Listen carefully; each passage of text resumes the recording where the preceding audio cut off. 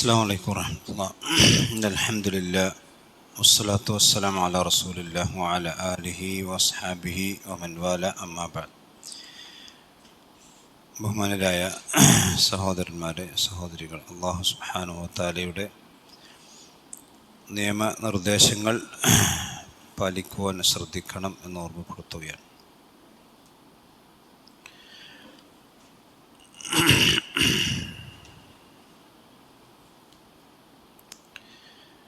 സൂറത്തു അംബിയായിലെ 10 ആയത്തുകളാണ് നമ്മൾ കഴിഞ്ഞ ക്ലാസ്സിൽ മനസ്സിലാക്കിയത്.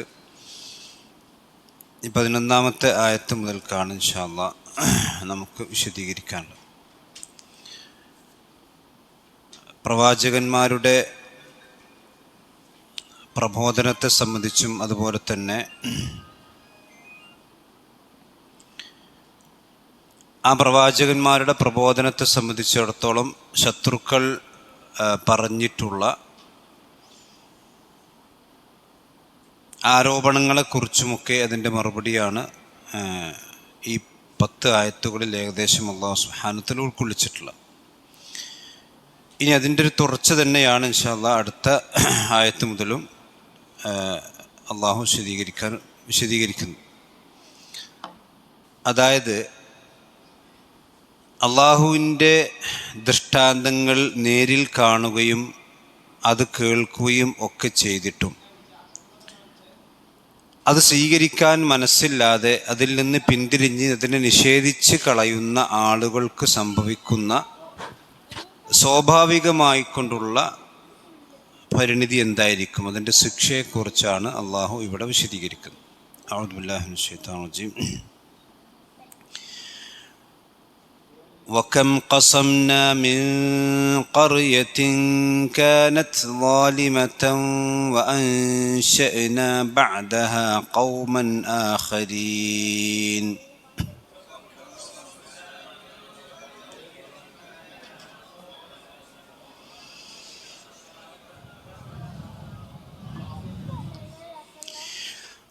وكم قصمنا من قرية كانت ظالمة وأنشأنا بعدها قوما آخرين.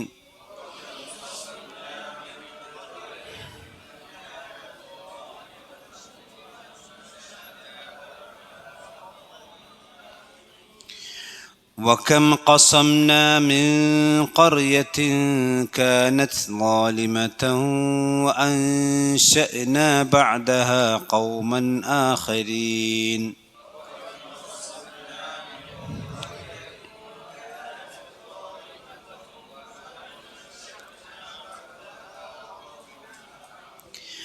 فلما أحسوا بأسنا إذا هم منها يركضون.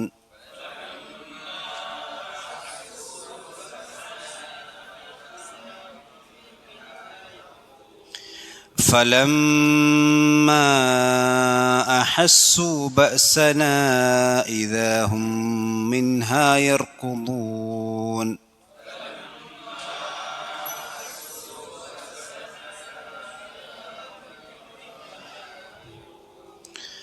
لا تركضوا وارجعوا إلى ما أترفتم فيه ومساكنكم لعلكم تسألون.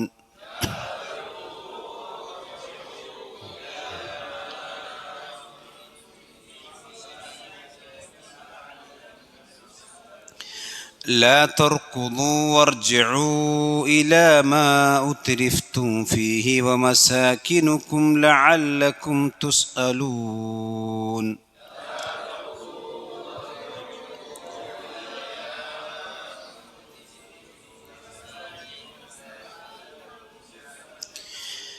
قالوا يا ويلنا إنا كنا ظالمين.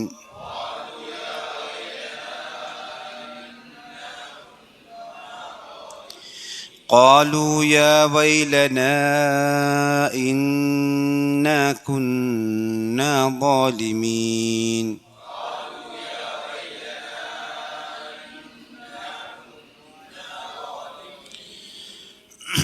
ബോധമ ശ്രദ്ധിക്കേണ്ടത് വക്കം ഖസംന, ക സ്വാദാണ്, സീനല്ല. കസംന എന്നല്ല, ഖസംന. അവിടെ ക അതുപോലെ തന്നെ സ്വാദ്, ഖസംന. പിന്നെ മിൻ ഖറിയത്തിൻ എന്നല്ല, മിൻ ഖറിയ, മിൻ ഖറിയത്തിൻ. അവിടെ തീ എന്നുള്ളടത്ത് മണിക്കണം. മിൻ ഖറിയത്തിൻ കാനത്ത്, കാനത്ത് എന്നല്ല, കാനത്ത് എന്നല്ല, കാനത്ത്. കാന മിൻ ഖറിയത്തിൻ കാനത്ത് ളാലിമതൻ, ളാലിമതൻ എന്നോതാൻ പാടില്ല. ളാലിമതൻ വഅൻശഅന, ളാലിമതൻ വഅൻശഅന. പിന്നെ ബഅദഹ ഖൗമൻ ആഖരീൻ, ഖൗമൻ ഇൽഹാർ വേണം അവിടെ. ഖൗമൻ എന്നുള്ളടത്ത് ഇൽഹാറുണ്ട്. ആഖരീൻ. പിന്നെ ഫലമ്മ അവിടെ നിട്ടണം. അവിടെ മണിക്കുകയും വേണം, നീട്ടുകയും വേണം. ഫലമ്മ, ഫലമ്മ എന്നല്ല, ഫലമ്മ അഹസ്സു, അഹസ്സു ബഅസന. അഹസ്സു എന്നുള്ളത് അധികം നീട്ടാൻ പാടില്ല. അവിടെ സാധാരണ അസ്ലിയായ മദ് അഹസ്സു ഖലാസ്, അത്രേ ഉള്ളൂ. പിന്നെ ബഅസന, അവിടെ 6 അക്ഷരം നീട്ടണം. ഇദാഹും മിൻഹ, അവിടെ ഇദാഹും എന്നുള്ള മീം സ്വാക്കിനാണ്, രണ്ടാമത്തെ മീമാണ് ഇദ്ഗാം ബിഗുന്ന. ഇദാഹും മിൻഹ, മിൻഹ അവിടെ നൂന് സാക്കിനത്താണ്, ശേഷം ഹാ വന്നു. അതുകൊണ്ട് എന്ത് ചെയ്യണം? ഇൽഹാർ ചെയ്യണം. മിൻഹ എന്നല്ല, മിൻഹ യർകുദൂൻ. പിന്നെ ലാ തർകുദൂ വർജിഉ, വർജിഉ എന്നുള്ളത് നീട്ടണം അവിടെ. അതുപോലെ തന്നെ ഇലാ മാ ഉത്രിഫ്തും ഫീ, ഇലാ മാ ഉത്രി, ഇലാ മാ ഉത്രിഫ്തും ഫീ, മാ ഉത്രിഫ്തും എന്നുള്ള മാ എന്നുള്ള എന്താണ്? നീട്ടി ഓതണം അവിടെ. ഉത്രിഫ്തും ഫീഹി വമസാകിനിക്കും, വമസാകിനിക്കും ലഅല്ലക്കും തുസ്അലു, ഇലാ മാ ഉത്രിഫ്തും ഫീഹി വമസാകിനിക്കും ലഅല്ലക്കും തുസ്അലൂൻ. പിന്നെ ഖാലു യാ വൈലനാ, യാ വൈലനാ എന്നുള്ള അവിടെ നീട്ടണം. ഇന്ന കുന്ന അവിടൊക്കെ മണിക്കണം. ഇന്ന കുന്ന ളാലിമീൻ, അവിടെ ളാലിമീൻ നീട്ടിയിട്ടാണ് നിർത്തേണ്ടത്. അപ്പോൾ ഇവിടെ കഴിഞ്ഞ ആയത്തിൽ അല്ലാഹു സുബ്ഹാനഹു വ തആല പറഞ്ഞു ലഖദ് അൻസൽനാ ഇലൈക്കും കിതാബൻ ഫീഹി ദിക്റുക്കും അഫലാ തഅഖിലൂൻ, നിങ്ങൾ ചിന്തിക്കുന്നില്ലേ എന്ന് അല്ലാഹു സുബ്ഹാനഹു വ തആല പറഞ്ഞു. നിങ്ങൾക്ക് ഇറക്കപ്പെട്ട വേദഗ്രന്ഥത്തിൽ നിങ്ങളുടെ ദിക്റുണ്ട്, അഥവാ നിങ്ങളുടെ ഷറഫുണ്ട്, നിങ്ങളുടെ ഉന്നമനമുണ്ട്. ഈ ഖുർആൻ അനുസരിച്ച് കൊണ്ട് ജീവിച്ചാൽ നിങ്ങൾക്ക് 2 ലോകത്തും ഉന്നമനവും ഷറഫും ലഭിക്കും. ഇത് പറഞ്ഞതിന് ശേഷം അല്ലാഹു സുബ്ഹാനഹു വ തആല പറഞ്ഞു വകം ഖസംനാ മിൻ ഖറിയത്തിൻ. ഞാൻ മുമ്പ് പറഞ്ഞിട്ടുണ്ട്, കം എന്നുള്ളത് 2 തരം കം ഉണ്ട്. ആർക്കെങ്കിലും ഓർമ്മ ഉണ്ടോ? കം 2 തരമുണ്ട് എന്ന് പറഞ്ഞു. ഏതൊക്കെയാണ്? ഒന്ന് കം ഇസ്തിഫാമിയ,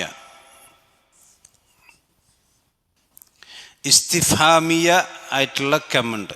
രണ്ടാമത്തത് ഓർമ്മയില്ല, എന്താണ്? ഖബരിയ. 2 കം ഉണ്ട്, മറക്കാൻ പാടില്ല. ഞമ്പോശം തരും കേട്ടോ. കം 2 തരമുണ്ട്. ഒന്ന് ഇസ്തിഫാമിയ, ഇസ്തിഫാമിയ എന്താ? ചോദ്യം. കം ഖലം ഇൻദക്, നിന്റെ അടുക്കൽ എത്ര പേനുണ്ട്? കം ഔലാദ് ഇൻദക്, നിനക്ക് എത്ര കുട്ടികളുണ്ട്? ഖബരിയ എന്ന് പറഞ്ഞാൽ തഅജ്ജുബ്, ഒരു അത്ഭുതം പ്രകടിപ്പിക്കുക. കം, അതാണ് കം ഖസംനാ മിൻ ഖറിയത്തിൻ, എത്ര നാടുകളെയാണ് നാം നശിപ്പിച്ചത്. അപ്പം കം എന്നുള്ള ഇവിടെ എന്താണ്? ഈ ഇസ്തിഫാമിയാണോ ഖബരിയാണോ? അവിടെ ആയത്തിലുള്ള എന്താണ്? ഖബരിയാണ്. അതായത് കം എന്ന് ഇതെങ്ങനെ തിരിച്ചുവച്ചാൽ ഇപ്പോൾ നോക്കിക്കോ, ഞാൻ മുമ്പ് പറഞ്ഞിട്ടുണ്ടാക്കോ, ആരും ഓർമ്മയില്ല എന്നിട്ട്. കം ഖലമൻ, അതുപോലെ തന്നെ പിന്നെ ഇത് ഇസ്തിഫാമിയൻ, കം ഖലമൻ ഇൻദക്. എന്നാൽ കം ഖലമിൻ ഇൻദക എന്ന് പറഞ്ഞാൽ എന്താണ്?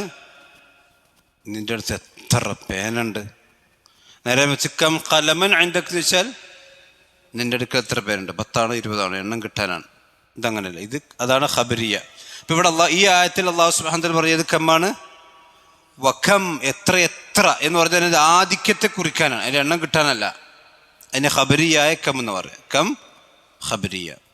പിന്നെ ഖസംന ഖസമ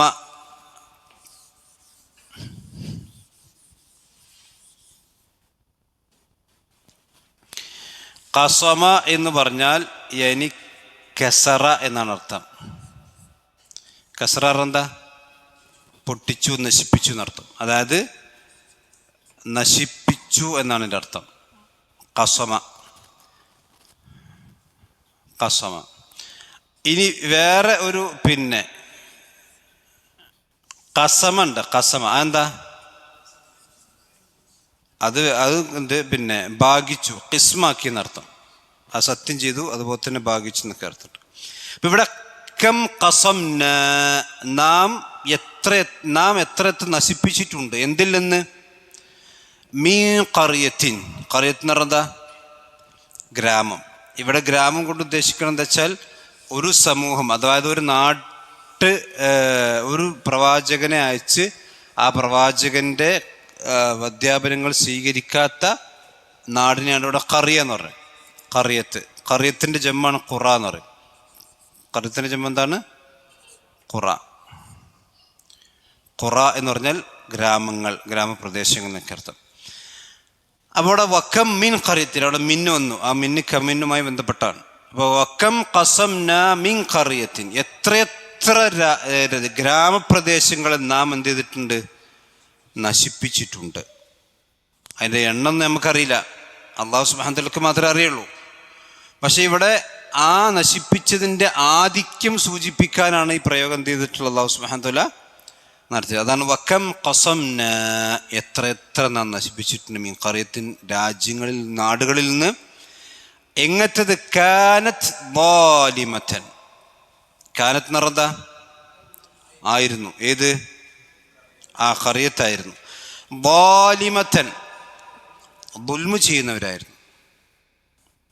അപ്പം ഇവിടെ അള്ളാഹു സുബ്ഹാനഹു വ തആല പറഞ്ഞതെന്ന് വെച്ചാൽ ചില ഗ്രാമങ്ങളെ അള്ളാഹു നശിപ്പിച്ചു. ആ ഗ്രാമങ്ങൾ ദുൽമു ചെയ്യുന്നവരായിരുന്നു, അല്ലെങ്കിൽ ഗ്രാമങ്ങൾ ദുൽമു ചെയ്യുന്നതായിരുന്നു. ശരിക്കും ഗ്രാമങ്ങളാണോ ദുൽമ ചെയ്യുക? ഗ്രാമങ്ങൾ ദുൽമ ചെയ്യുമോ?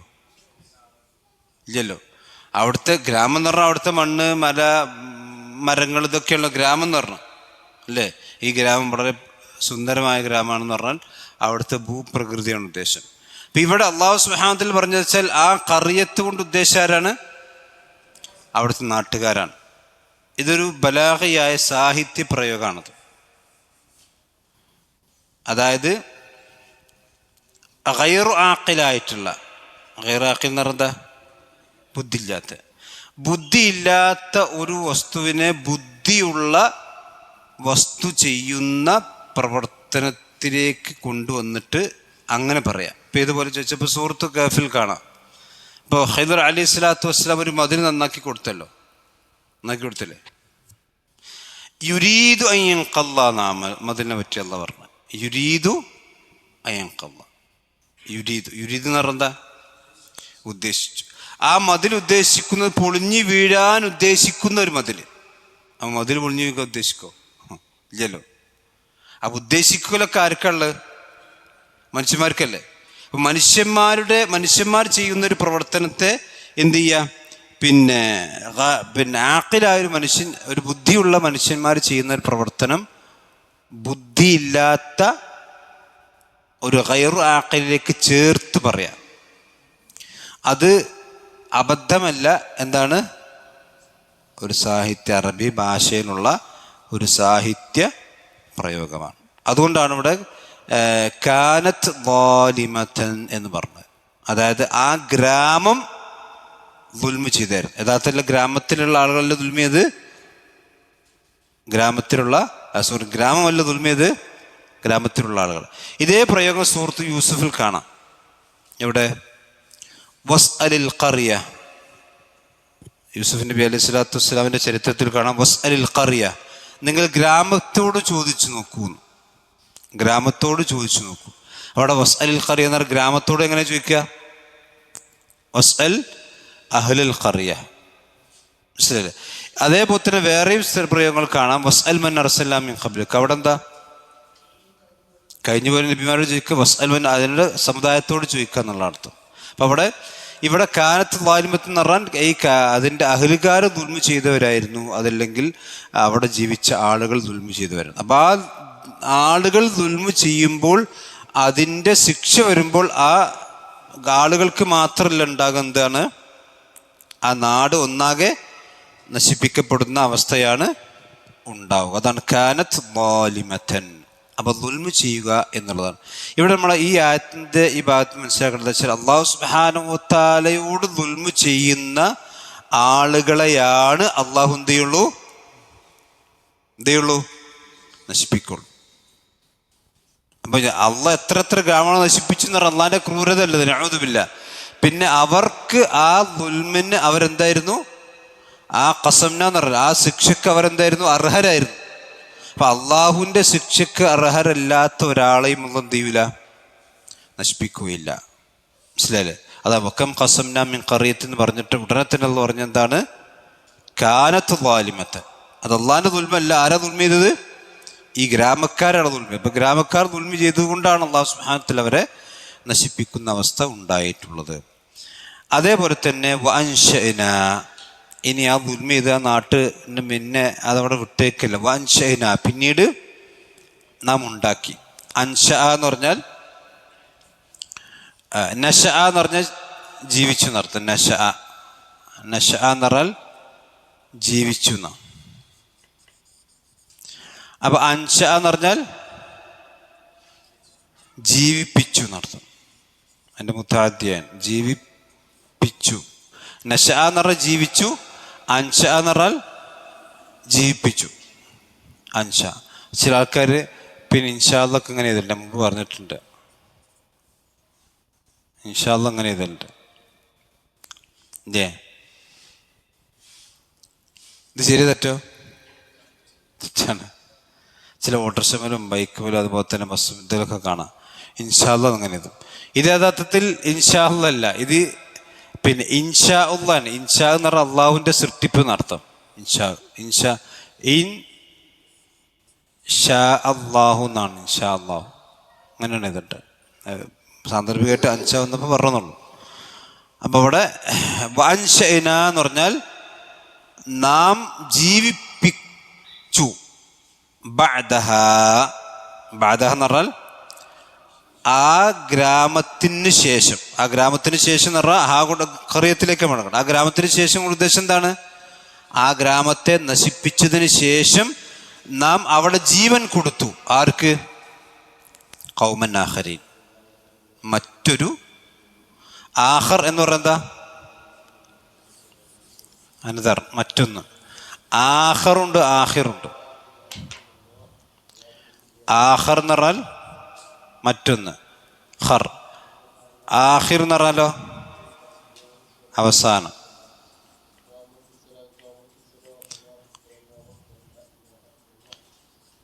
യൗമുൽ ആഖിറാണോ യൗമുൽ ആഖിറാണോ? യൗമുൽ ആഖിറാണ്. വിശ്വാസകാര്യങ്ങളിൽ അൽ ഈമാനു ബിൽ യൗമിൽ ആഖിറാണ്, അവസാനത്തെ ദിവസം. യൗമുൻ ആഖിർ എന്ന് പറഞ്ഞാൽ അനദർ ഡേ, മറ്റൊരു ദിവസം എന്നർത്ഥം. അതല്ല അവിടെ. അപ്പോൾ ഇത് ഇവിടെ പിന്നെ ഖൗമൻ ആഖരീൻ ഉണ്ടോ?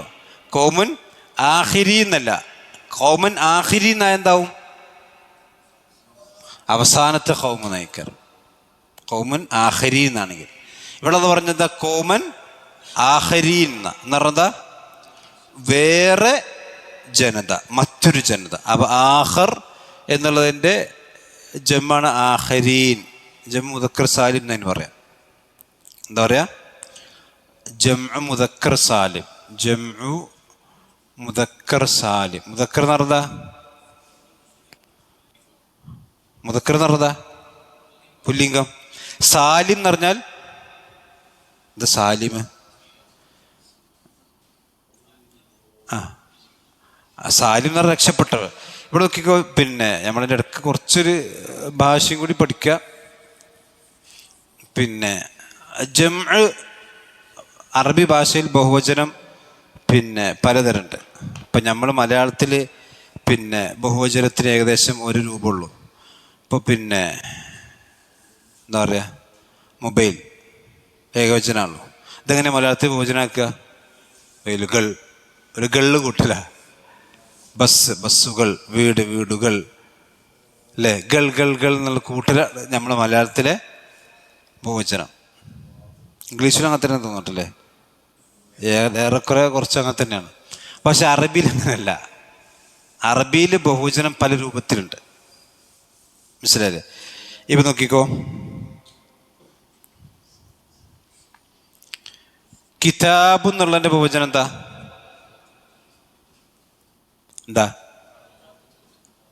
കിതാബ് എന്നുള്ളൊരു ബഹുവചനം എന്താ? കുത്തുബ് എന്ന് പറ. കുത്തുബുൻ. അപ്പൊ ഈ കിതാബുൻ എന്നുള്ളതിൽ നിന്ന് എന്തൊക്കെ മാറ്റങ്ങളാണ് ഇവിടെ ഇതിൽ വന്നിട്ടുള്ളത്? നോക്കിക്കോ, കാഫ്, ഇതിന് കിതാബുൻ, കിതാബ് എന്നാണല്ലോ, അല്ലേ? അപ്പൊ കാഫിന് മാറ്റം വന്നിട്ടുണ്ടോ? മാറ്റം വന്നണോ? ഈ കാഫ് ഈ കാഫ് ഒന്നാണോ? കാഫ് ഒന്നാണ്, പക്ഷെ ഹർക്കത്ത് ഒന്നാണോ? അല്ല. ഇതിന് കെസറാണ്, ഇതിന് ദമ്മാണ്. മാറിയില്ലേ? ഇനി താക്ക് മാറ്റമുണ്ടോ? ഉണ്ട്. ഇവിടെ ഫത്ഹാണ്, ഇവിടെ ദമ്മാണ്. അലിഫോ പോയില്ലേ? എന്ന് പറഞ്ഞാൽ ഇതിന് കിതാബുൻ എന്നുള്ള പദത്തിൻ്റെ അതിൻ്റെ മഹാഭൂരിപക്ഷം അക്ഷരത്തിന് എന്ത് ചെയ്തു? മാറ്റം വന്നു. അതിന് ജംഉ തക്സീർ എന്ന് പറയാം. ജംഉ തക്സീർ, അതായത് പൊളിച്ചുണ്ടാക്കി. കസറ എന്ന് പറഞ്ഞാൽ പൊളിക്കുക എന്നാ. അപ്പൊ ജംഉ തക്സീർ എന്നാണ് ഇതിന് പറയുക. അതായത് ഈ മുഫ്രദിനെ പൊളിച്ചിട്ട് വേറെ എന്ത് ചെയ്യുക? വേറെ പദം ഉണ്ടാക്കുക. കിതാബുൻ, കുത്തുബുൻ എന്ന് പറയും. ഇതൊരു ജം. ഇനി ഇവിടെ നോക്കിക്കോ, ഇവിടെ ആഖർ എന്നുള്ളത് നമുക്ക് എടുക്കാം, അല്ലെങ്കിൽ മുസ്ലിം എന്നെടുക്കുക. ഇപ്പം മുസ്ലിം, മുസ്ലിം, അതിൻ്റെ ജമ്മ എന്താ? മുസ്ലിമൂന, മുസ്ലിമൂന. എന്താ വ്യത്യാസം? ഒരു വാവും നൂനും കൂടിയത് മാത്രമല്ലേ ഉള്ളൂ, അല്ലേ? അതിനാണ് നമ്മൾ ഈ ജമ്മു മുദക്കർ സാലിം എന്ന് പറയുക. സാലിം എന്ന് പറഞ്ഞാൽ രക്ഷപ്പെട്ടത്, അതായത് ഈ തക്സീറിൽ നിന്ന് രക്ഷപ്പെട്ടു. മുസ്ലിമിന് എന്താ പറ്റീനോ? അവിടെ മുസ്ലിമൂനിലേ മുസ്ലിമിന് എന്തെങ്കിലും പറ്റീനോ? ഒന്നും പറ്റും. ഇവരെ ഫുൾ സേഫാണ്. മുസ്ലിം സേഫല്ലേ? പറ, മനസ്സിലായില്ലേ? പക്ഷെ ഇത് ജമ്മാണ്. എങ്ങനെ ജമ്മായി? സാലിമായി കൊണ്ട് ജമ്മായി എന്ന് പറഞ്ഞാൽ പൊട്ടും പൊളിയൊന്നും സംഭവിച്ചില്ല. ഹർക്കത്ത് ഒന്നും മാറ്റമൊന്നും സംഭവിക്കാതെ തന്നെ എന്തായി? ജമ്മായി. ഇതാണ് ജമ്മു മുദക്കർ സാലിം എന്ന് പറയാം. ഇനി അതേപോലെ തന്നെ പിന്നെ നോക്കിക്കോ, പിന്നെ എന്താ പറയാ, പിന്നെ ജമ്മു മുന്നസ് സാലിമുണ്ട്. ജമ്മു മുന്നസ് സാലിം നോക്കിക്കോ, പിന്നെ എന്താ പറയാ, ബിൻത്തൊക്കെ ജമ്മു തക്സീറിലേക്ക് പോകും. പിന്നെ പിന്നെ ഹൈജാറത്തുൻ, ഹജാർ, ഇതൊക്കെ ഒക്കെ ജമ്മു തക്സീറിലേക്ക് പോവാം. ഇനി മുസ്ലിമെ തന്നെ ആയിക്കോട്ടെ. മുസ്ലിമത്തുൻ, അതിൻ്റെ ജമ്മെന്താ? മുസ്ലിമാത്തുൻ. ഇവിടെയും ചെറിയൊരു വ്യത്യാസമുണ്ട്. ഒരു അലിഫ് കൂടിയതൊരു വ്യത്യാസമുള്ളൂ. അലിഫ് കൂടിയതൊരു വ്യത്യാസമുള്ളൂ. പിന്നെ മുസ്ലിമത്തുൻ എന്നുള്ളതിൽ ഈ താവിന് പകരം ഈ താവുന്നു, അത് പ്രശ്നമല്ല. ഇതും ജമ്മു മുന്നസ് സാലിം എന്ന് പറയാം. അതേസമയത്ത് പിന്നെ സ്ത്രീലിംഗത്തിലെ അധിക ജമ്മുകളും ജമ്മു തക്സീറാണ് അധികം വരിക. ഇപ്പോൾ പിന്നെ ഷജറത്തുൻ, അതിൻ്റെ ജമ്മെന്താ? അസ്ജാർ എന്ന് പറയാം. ഷജറാത്ത് എന്നല്ല, എന്താ പറയാ? അസ്ജാർ. അതൊക്കെ ഇത് ജമ്മാണ്, ജമ്മു തക്സീറിലേക്കാണ് പോവാ. മനസ്സിലല്ലേ? അപ്പം പറഞ്ഞത് വെച്ചാൽ ഇവിടെ നോക്കിക്കോ, ആഹരീൻ. അപ്പൊ ആ കൗമൻ ആഹരീൻ. അപ്പൊ ആഹരീൻ എന്നുള്ള ഏത് ജമ്മ വരിക? ജമ്മു മുദക്കർ സാലിം. മനസ്സിലല്ലേ? ആഹരീൻ എന്നുള്ള മനസ്സിലാണ്ടോ എല്ലാവർക്കും? ആഖിരി എന്നുള്ള ഏത് ജമ്മില വരിക? ജമ്മു മുദക്കർ സാലിഹ്. കാര്യം ആഖർ എന്നുള്ള പദത്തിന് എന്ത് സംഭവിച്ചനോ? സംഭവിച്ചിട്ടില്ല. ഒരു യാവും നൂനും കൂടിയിട്ട് മാത്രമേ ഉള്ളൂ. അതാണ് ഖൗമൻ ആഖരീൻ വഅൻശഅനാ ബഅദഹ ഖൗമൻ ആഖരീൻ. അപ്പോൾ ഇത് നമ്മൾ മനസ്സിലാക്കുന്നത് വെച്ചാൽ അല്ലാഹു സുബ്ഹാനഹു വ തആല ഒരു ഖൗമിനെ നശിപ്പിച്ചു കഴിഞ്ഞാൽ ആ ഖൗമിൻ്റെ സ്ഥാനത്ത് അല്ലാഹു എന്ത് ചെയ്യും? വേറെ ഖൗമിനെ ഇവിടെ കൊണ്ടുവരും. അതാണ് ശരിക്ക് ഖലീഫ എന്ന് പറഞ്ഞു. ഭൂമിയിൽ ഇന്നി ജാഇലുൻ ഫിൽ അർളി ഖലീഫ എന്ന് പറഞ്ഞില്ലേ? അതായത് ഒന്ന് കഴിഞ്ഞാൽ അതിൻ്റെ ബാക്കിൽ ഖൽഫ് എന്നുള്ളതാണ് ഖലീഫ. ഖൽഫ് എന്ന് പറഞ്ഞാൽ പിറകിൽ. അപ്പം ഇന്നി ജാഇലുൻ ഫിൽ അർളി ഖലീഫ എന്ന് പറഞ്ഞാൽ ഒരാൾ കഴിഞ്ഞാൽ മറ്റേയാൾ വരെ, മറ്റേയാൾ കഴിഞ്ഞാൽ മറ്റേയാൾ വരെ, ഇങ്ങനെ ഒന്നിന് പിറകെ ഒന്നായിട്ട് അതാണ് ഖൽഫായിട്ട് ഇങ്ങനെ വരുന്നതാണ് ഖലീഫ. ഇത് അള്ളാഹിൻ്റെ സുന്നത്താണ്. ഭൂമിയിൽ ഒരു ഖൗമ് നശിപ്പിക്കപ്പെട്ട് കഴിഞ്ഞാൽ ആ ഖൗമിൻ്റെ പുറത്ത് വേറെ ആൾക്കാരെന്ത് ചെയ്യും? വരും. അപ്പം ഇത് നമ്മൾ മനസ്സിലാക്കേണ്ട പാടെന്ന് വെച്ചാൽ അള്ളാഹുവിനെ ധിക്കരിച്ചു കൊണ്ട് ജീവിക്കുന്ന ഒരാൾക്കും അള്ളാഹുടെ കാലാകാലം ജീവിക്കാനുള്ള ശാശ്വതത്വം കൊടുത്തിട്ടില്ല. അവർ നശിപ്പിക്കപ്പെട്ട് കഴിഞ്ഞാൽ അതിൻ്റെ നാശം അവർക്ക് തന്നെയായിരിക്കും. കാരണം എന്താ വെച്ചാൽ നിങ്ങളല്ലെങ്കിൽ അതാണ് ഇസ്തബ്ദിൽ ഖൗമൻ ഗൈറക്കും എന്നുള്ള പറഞ്ഞത്. നിങ്ങൾ പിന്തിരിഞ്ഞ് കളയാണെങ്കിൽ അള്ളാഹ്ക്കൊക്കെ ഒന്നല്ല, നിങ്ങൾക്ക് പകരം അള്ളാഹ് എന്ത് ചെയ്യും? വേറെ ഖൗമിനെ ഇവിടെ കൊണ്ടുവരും. അപ്പം നമ്മൾ മനസ്സിലാക്കാന്ന് വെച്ചാൽ അള്ളാഹിൻ്റെ ദീനനുസരിച്ച് നമ്മൾ ജീവിച്ചിട്ടെങ്കിൽ നമ്മളില്ലെങ്കിലൂടെ ദീനൊക്കെ ആകെ പൊളിഞ്ഞു പോകും, നമ്മളല്ല ഇപ്പോൾ ആകെപ്പാടോടെ ദീൻ ഉണ്ടാക്കണം. അങ്ങനെ നമ്മൾ ചിന്തിക്കാൻ പാടില്ല. ഈ ദീനെ സംരക്ഷിക്കാൻ വേണ്ടി നമ്മളിത് സംരക്ഷിച്ചിട്ടില്ല എന്തുണ്ടാവും? അള്ളാഹ് വേറെ ഖൗമിനെ ഇവിടെ കൊണ്ടുവരും. അപ്പം നമ്മളുടെ കൈകളാൽ ദീനെ സംരക്ഷിക്കപ്പെടുന്ന അവസ്ഥ നമുക്ക് ഖൈറുണ്ടാകുന്നല്ലാതെ അള്ളാഹു സുബ്ഹാനഹു വ തആല അതുകൊണ്ട് നമുക്ക് ഖൈറുണ്ടെങ്കിൽ നമ്മളെ കൈകൊണ്ട് സംരക്ഷിക്കപ്പെടും, ഇല്ലെങ്കിൽ വേറെ ഖൗമിനെ കൊണ്ട് അള്ളാഹുടെ അതാണ് ഇസ്തബ്ദിൽ ഖൗമൻ ഗൈറക്കും വഅൻശഅനാ ബഅദഹ ഖൗമൻ ആഖരീൻ. അപ്പം നമ്മളുടെ ജീവിതത്തിൽ ഇത്തരത്തിലുള്ള ദുൽമകൾ ഇല്ലാതിരിക്കാനാണ് നമ്മൾ ശ്രദ്ധിക്കേണ്ടത്. ഇനി അള്ളാഹ് പറയാണ് ഫലമ്മ അഹസ്സൂ ബഅസനാ, അങ്ങനെ അള്ളാഹുവിൻ്റെ ശിക്ഷ കൊണ്ട് വന്നു.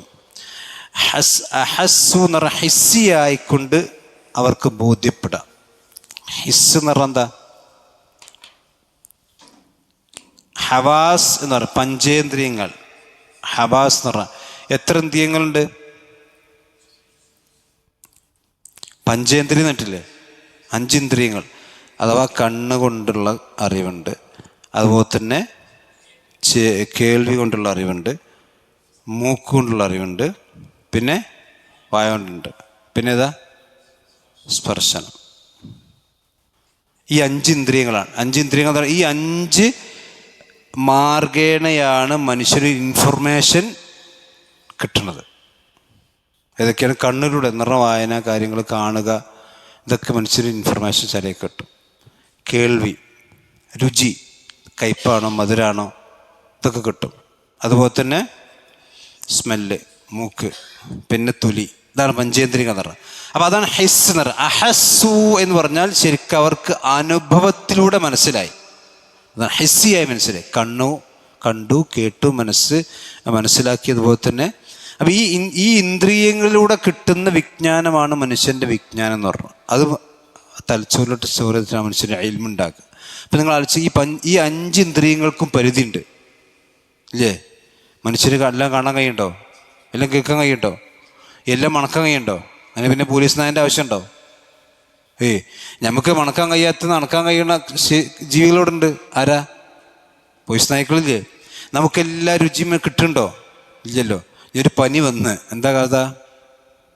എത്ര നല്ല ബിരിയാണി വെച്ചെടുത്താലും തിന്നില്ല. അപ്പം രുചി എല്ലാം കിട്ടുന്നില്ല. അപ്പോൾ തന്നെ ശരീരത്തിൻ്റെ എല്ലാം പിന്നെ അറിയാൻ കഴിയില്ല. ഇപ്പം നമ്മുടെ ശരീരത്തിൽ തന്നെ നമ്മൾ കാലിൻ്റെ അടി തൊട്ടാൽ ചില സ്ഥലങ്ങളിൽ നിന്ന് സ്പർശന ഇതുണ്ടാവില്ല. മനസ്സിലായില്ലേ? അപ്പം അതിലെല്ലാം പരിധിയുണ്ട്. അതുകൊണ്ട് തന്നെ മനുഷ്യൻ്റെ ഇൽമിനും പരിധിയുണ്ട്, മനുഷ്യൻ്റെ ബുദ്ധിക്കും പരിധിയുണ്ട്. അത് മനസ്സിലാക്കാത്തതുകൊണ്ടാണ് ചില ആൾക്കാർ ഹദീസൊക്കെ ബുദ്ധിക്കെതിരാണ്, അല്ലെങ്കിൽ ആയത്ത് ഖുർആനെതിരാന്നൊക്കെ. മനുഷ്യൻ്റെ ഇന്ദ്രിയങ്ങൾക്ക് പരിധിയുണ്ട് എന്നുള്ള പ്രാഥമികമായ ബുദ്ധി ഉണ്ടായാൽ ഓന് പിന്നെ ഹദീസ് തട്ടുമോ? മനസ്സിലായില്ലേ? ഇപ്പം ഇന്നലെ അവിടെ പറഞ്ഞെന്ന് വെച്ചാൽ സംസം വെള്ളം എത്ര ആൾക്ക് കുടിച്ചിട്ട് ശിഫ കിട്ടിയെന്ന കാര്യം ബിലാക്ക് ചോദിച്ചു. നിങ്ങൾ ഇമാം ദഹബിക്ക് കിട്ടിയ കഥ അറിഞ്ഞ് മറ്റേ കഥ പറയുന്നുണ്ട്, നിങ്ങൾക്ക് കിട്ടിയ കഥ അറിയുന്നു. നമുക്ക് കിട്ടിയിരിക്കണം അൽഹംദുലില്ലാഹ്. ആ കിട്ടിയെങ്ങനെ വിളിച്ചറിയാനുള്ളതല്ല. അത് ഈമാൻ്റെ കിട്ടും, അല്ലാതെ കിട്ടൂല. കാരണം സംസം വെള്ളം അബൂജഹലും കുടിച്ചില്ലേ? സംസം വെള്ളം അബൂജഹലും കുടിച്ചിട്ടുണ്ട്. അങ്ങനെ കുടിക്കും. പക്ഷേ മുഅ്മിനത് കുടിക്കുമ്പോൾ അതിനൊരു ഇതുണ്ട്. അതെന്തുകൊണ്ടാണ് ശ്രദ്ധയില്ലാത്തതുകൊണ്ട്, എന്തുകൊണ്ടാണ് എനിക്ക് എൻ്റെ ബുദ്ധിക്ക് പരിധി ഉണ്ട് എന്ന് മനസ്സിലാക്കാനുള്ളത്. ആ ബുദ്ധിയാണ് ആദ്യം എന്ത് ചെയ്യേണ്ടത് ഉണ്ടാണ്ട്. എൻ്റെ ബുദ്ധിക്ക് പരിധി ഉണ്ട് എന്ന് മനസ്സിലാക്കാനുള്ള ബുദ്ധി ഉണ്ടല്ലോ, ആ ബുദ്ധി ഉണ്ടായാൽ ഒക്കെ ക്ലിയറാവും, അല്ലെങ്കിൽ ക്ലിയർ ആവില്ല. മനസ്സിലായില്ലേ? പണ്ട് നെഹ്റുവിനെ പറ്റിയൊരു ചരിത്ര തമാശ പറയലുണ്ട്. നെഹ്റു എന്താ പറയുക, ജയിലിൽ സന്ദർശിക്കാൻ പോയി മാനസിക രോഗികളെ. നെഹ്റു പറഞ്ഞു, I M prime minister of India. അപ്പോൾ പറഞ്ഞു, അവിടെ വരുമ്പോൾ എല്ലാവരും അങ്ങനെ തന്നെ ആദ്യം പറയില്ലെന്ന്. അതായത് മനസ്സിലായില്ലേ, ഇവിടെ വരുമ്പോൾ ആദ്യം എല്ലാവരും അങ്ങനെ തന്നെ പറയാമെന്ന്. അവർക്ക് മനസ്സിലായത് പ്രധാനമന്ത്രിയാണ്. ഉപരി വെച്ച് ഞാനും അങ്ങനെ വന്നപ്പോൾ ആദ്യം പറഞ്ഞെന്ന്. അപ്പം അതുപോലെ തമാശ അസ്തഗ്ഫിറുല്ലാ. അപ്പം ഞാൻ പറഞ്ഞ അതിൻ്റെ എന്താ പറയുക, നമ്മുടെ ഒരു പരിമിതി മനസ്സിലാക്കാനുള്ള ബുദ്ധിയാണ് നമുക്ക് ആദ്യം ചെയ്യേണ്ടത് ഉണ്ടാണ്ട്. അതില്ലാത്തതാണ് ശരിക്കും കിബിർ എന്ന് പറഞ്ഞാൽ. മനസ്സിലായില്ലേ? അഹസ്സു എന്ന് പറഞ്ഞതാണ്. അതായത് അവർക്ക് ആ ശിക്ഷ അഹസ്സു ബഅസന, നമ്മുടെ ആ ശിക്ഷ അവർക്കാണ്ട് ഹിസ്സിയായി ബോധ്യപ്പെട്ട, പറഞ്ഞിട്ടൊന്നും കേട്ടിട്ട് മനസ്സിലായില്ല. അപ്പൊ അള്ളാന്റെ ശിക്ഷ കണ്ട് ബോധ്യപ്പെട്ടപ്പോൾ ഇദാഹും മിൻഹ, അപ്പോൾ അതാ അവർ മിൻഹ ആ ശിക്ഷയിൽ നിന്ന് യർകുദൂൻ. റകദ എന്ന് പറഞ്ഞാൽ പല അർത്ഥങ്ങളുണ്ട്. ഭൂമിയിൽ ഇപ്പോൾ ഫർക്കുൽ ബിരിജിരിക്ക, ഇപ്പോൾ ഖുർആൻ തന്നെ കാണാമല്ലോ. ഇപ്പോൾ അയ്യൂബ് നബി അലൈഹി സ്വലാത്തു വസ്സലാമിയോട് അള്ളാഹു സുബ്ഹാനഹു വതആല പറയുന്നുണ്ട്, ഉർകുൽ ബിരിജിലിക ഹാദാ മുഖ്തസലും ബാരിദുൻ ശറാബ്. സൂറത്ത് സ്വാദിൽ എന്ന് പറയാം 42-ാമത്തെ ആയത്തിൽ. റക്കദ എന്ന് പറഞ്ഞാൽ ശരിക്കും ഭൂമിയിൽ ശക്തമായി കാല് അമർത്തനെ പറയാം എന്ന് പറഞ്ഞാൽ നമ്മൾ നായ്പ്പാച്ചിൽ പറയാറില്ല നമ്മൾ. നായ്പ്പാച്ചിൽ പറഞ്ഞ, അതായത് ഒരു മനുഷ്യൻ്റെ സർവശക്തിയും എടുത്തിട്ട് എന്ത് ചെയ്യുക, അതാണ് റക്കദ ഓടുക. ഒരു മനുഷ്യൻ്റെ സർവശക്തിയും എടുത്തിട്ട് ഓടുക. നമ്മൾ നായ് ബാക്കിൽ പാഞ്ഞ നായ്പ്പാച്ചിലാണ്. നായ് ബാക്കിൽ പാഞ്ഞ അങ്ങനെ പറയാം, നമ്മളിങ്ങനെ മറ്റേ രാവിലെ ഓടണ ഓട്ടത്തിലോടുക എന്ന് പറഞ്ഞാൽ ഒരു മനുഷ്യൻ്റെ പരമാവധി ശക്തി എടുത്തിട്ടാണ് ഓടുക. അതിനാണ് നായ്പ്പാച്ചി എന്നാണ് പറയാൻ മലയാളത്തിൽ നിന്ന്. നിറഞ്ഞു അതിനപ്പുറത്തേക്ക് വലുതിൻ്റെ ഓട്ടം ഒന്നും ഓടാൻ കഴിയില്ല. അതാണ് ശരിക്കും റക്കദ എന്നറിയാം, ഇറക്കും എന്ന് പറയാം. അപ്പോൾ ഇദാഹും മിൻഹ ഇറക്കും എന്ന് പറഞ്ഞാൽ അവരാ ശിക്ഷയിൽ നിന്ന് പെരുമ്പാച്ചിൽ പാഞ്ഞ് രക്ഷപ്പെടാൻ ശ്രമിക്കണം. അത് റക്കദ ശരിക്കും ഭൂമിയിൽ കാലുകൊണ്ട് അമർത്തുക. അവിടെയും വെള്ളം വന്നിട്ടുണ്ട്.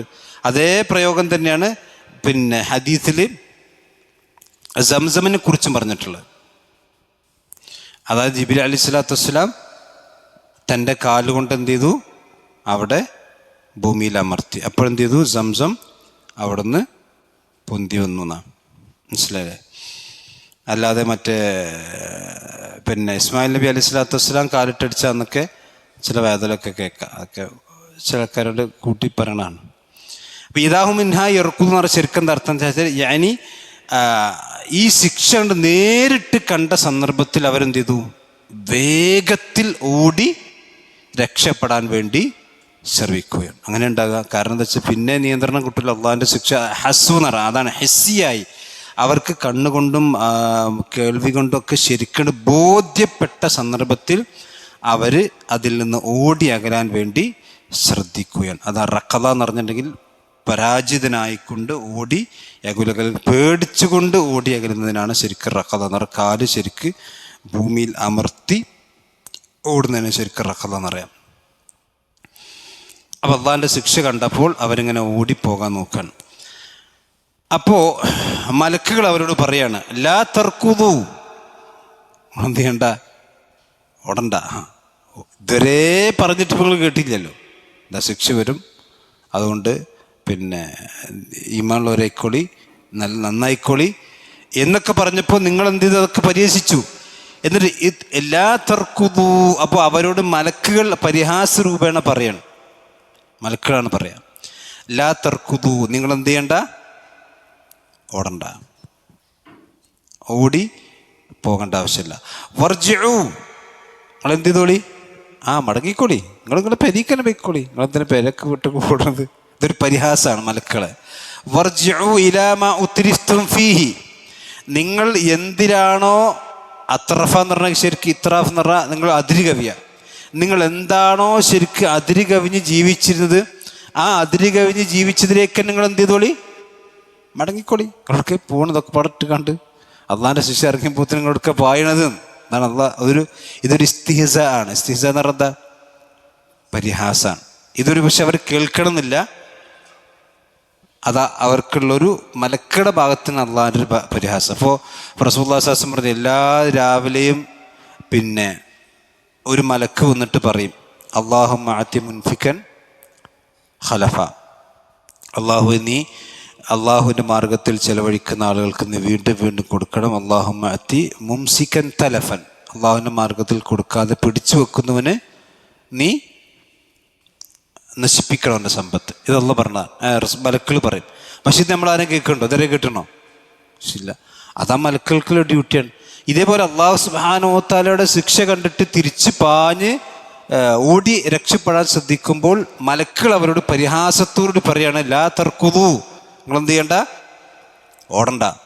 വർജിഉ, നിങ്ങൾ മടങ്ങിക്കോളൂ, ഇലാ മാ ഉത്രിഫ്, ഇലാ മാ ഒന്നിലേക്ക്, ഉത്രിഫ്തും ഫീഹി, അത്തറഫ എന്ന് പറഞ്ഞാൽ നിങ്ങളിങ്ങനെ മതിമറന്ന് ജീവിക്കുന്നൊരവസ്ഥ, അതിലേക്ക് തന്നെ നിങ്ങൾ മടങ്ങിക്കൊള്ളി. അതുപോലെ തന്നെ മസാക്കിനിക്കും, നിങ്ങളുടെ വീടുകളിലേക്കും നിങ്ങൾ എന്ത് ചെയ്തോളൂ, മടങ്ങിക്കോളൂ. അപ്പോൾ ഇവിടെ മനസ്സിലാക്കണം വെച്ചാൽ ഒരു വീട് വിട്ട് പോവാണ്. അള്ളാഹിൻ്റെ അദാബുകൾ വന്നാൽ പിന്നെ ആരെയും പെരി നിൽക്കുമോ? നിങ്ങൾ ആലോചിച്ച്, ഇവിടേക്ക് മണ്ടാൻ സ്ഥലം ഉണ്ടാവില്ല. അതാണ് അള്ളാഹോട് പറഞ്ഞത്.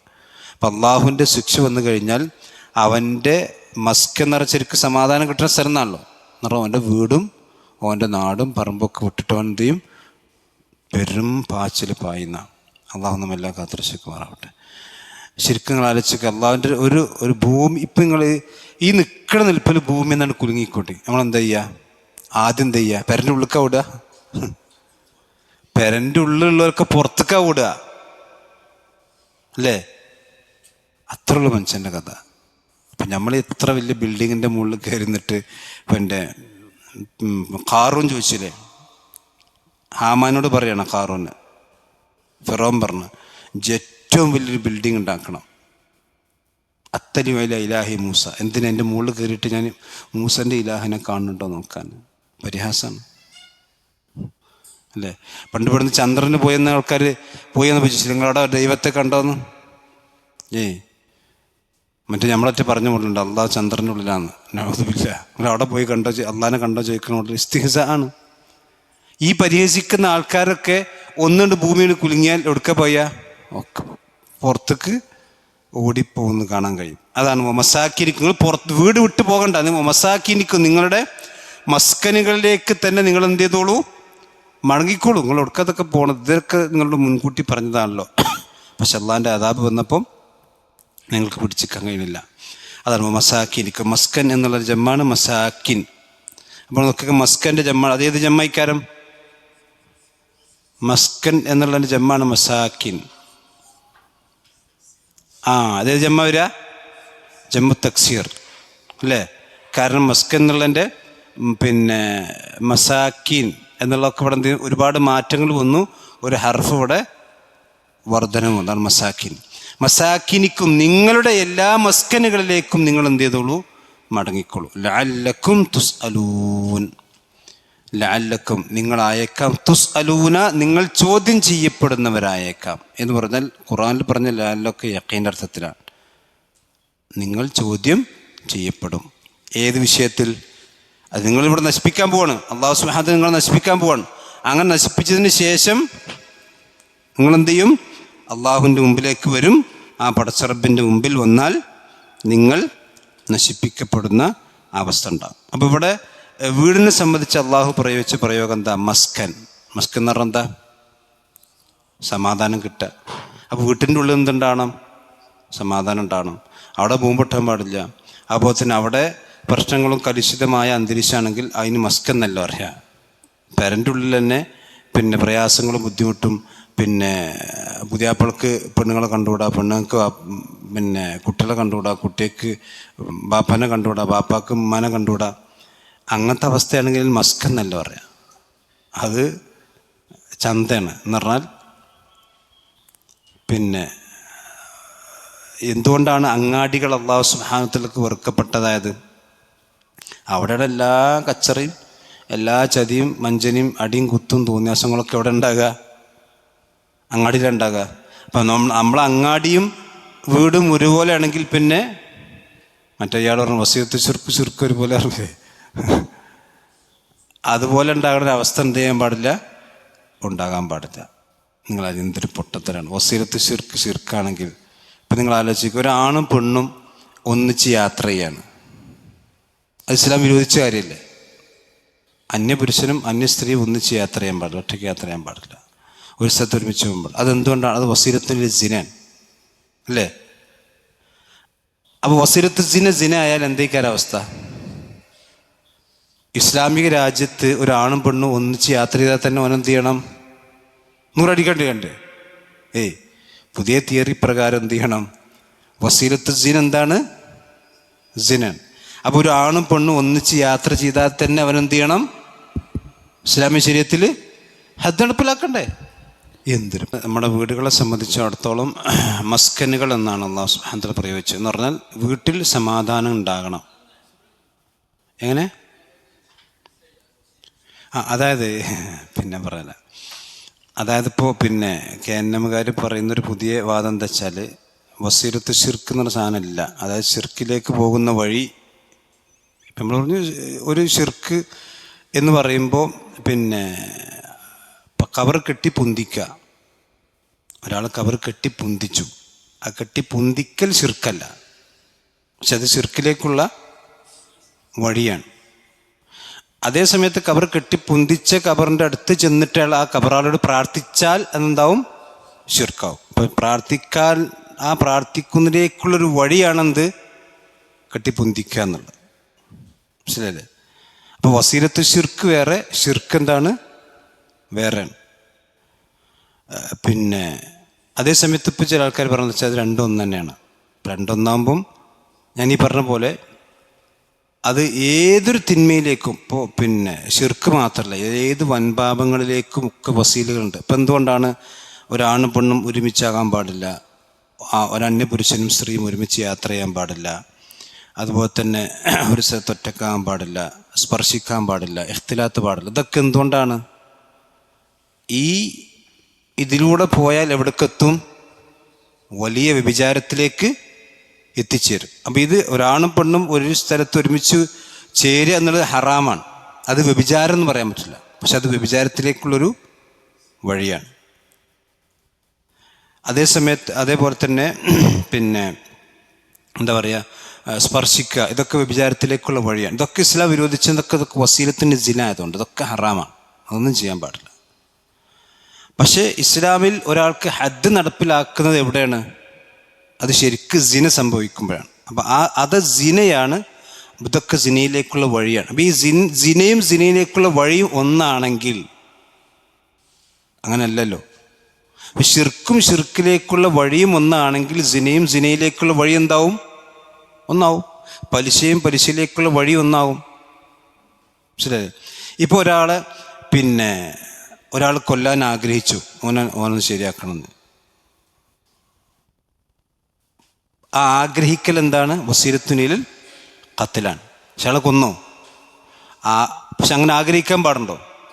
പക്ഷെ ആഗ്രഹിച്ചത് കൊണ്ട് അയാളെ തൂക്കിക്കൊല്ലോ? ഇല്ലല്ലോ. ആഗ്രഹിച്ചത് കൊണ്ട് അയാൾ വസീലത്തുൻ ഇലൽ ഖത്ൽ ചെയ്തു, ഗൂഢാലോചന നടത്തി, പക്ഷെ കൊന്നോ? കൊന്നില്ല. എപ്പോഴേ അയാൾക്ക് കൊലശിക്ഷ നടപ്പിലാക്കുള്ളൂ? അയാൾ കൊന്നാലേ ചെയ്യുള്ളൂ.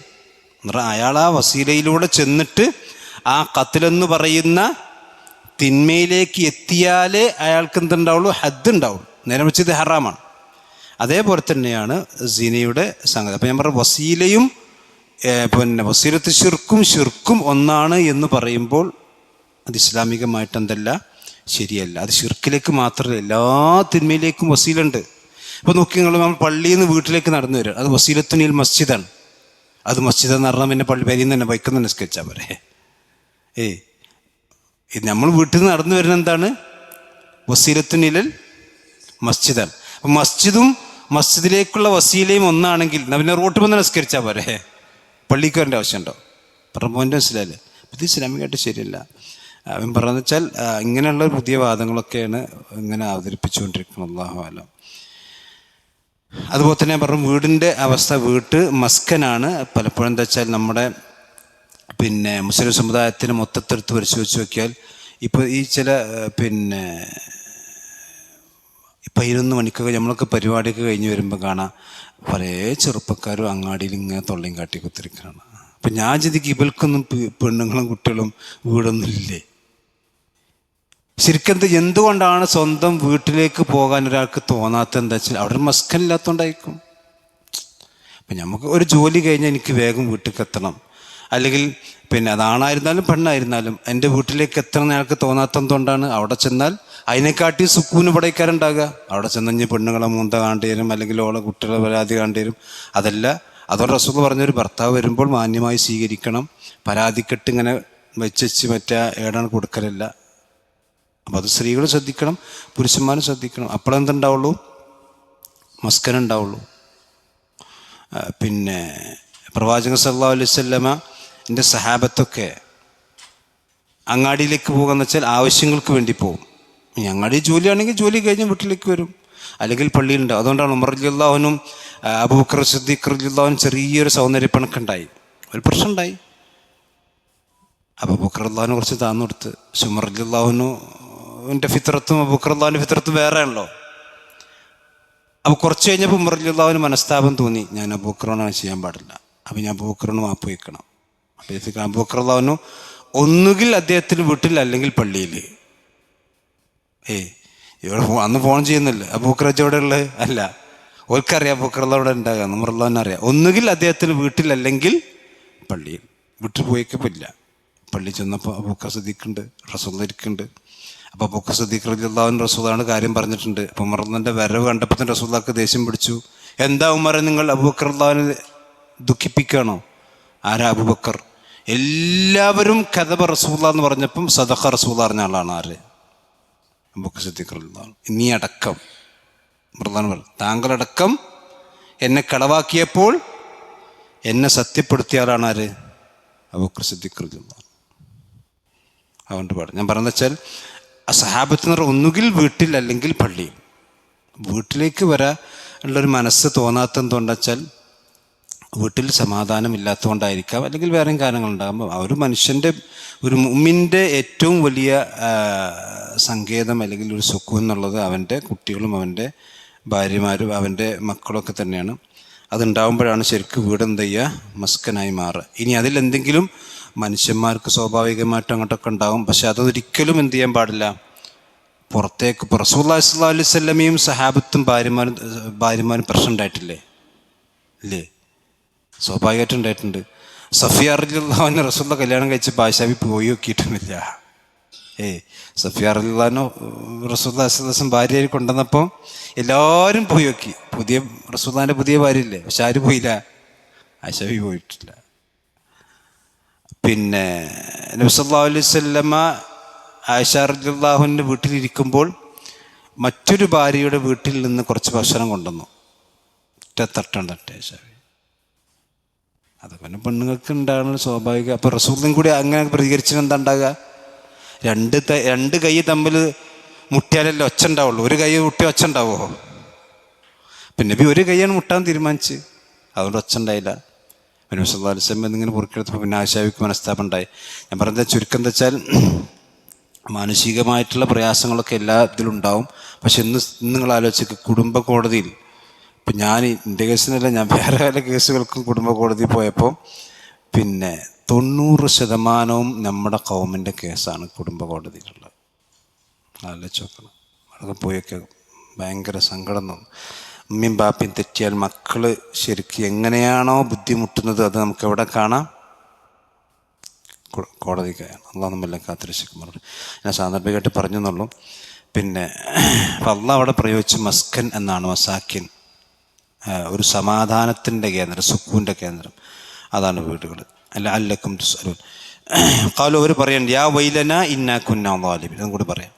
അപ്പോൾ അള്ളാഹുവിൻ്റെ ശിക്ഷ നേർക്കുനേരം കണ്ടാൽ അവർ പറയും യാ വൈലന, ഞങ്ങളുടെ നാശമേ. ഇപ്പം ലോകത്ത് ഈ മുന്നറിയിപ്പുകളും അതുപോലെ തന്നെ എല്ലാ സംഗതികളും കിട്ടിയാലും ആ സംഗതികൾക്ക് ചെവി കൊടുക്കാത്തവർക്ക് അവസാനം എന്ത് ചെയ്യേണ്ടി വരും?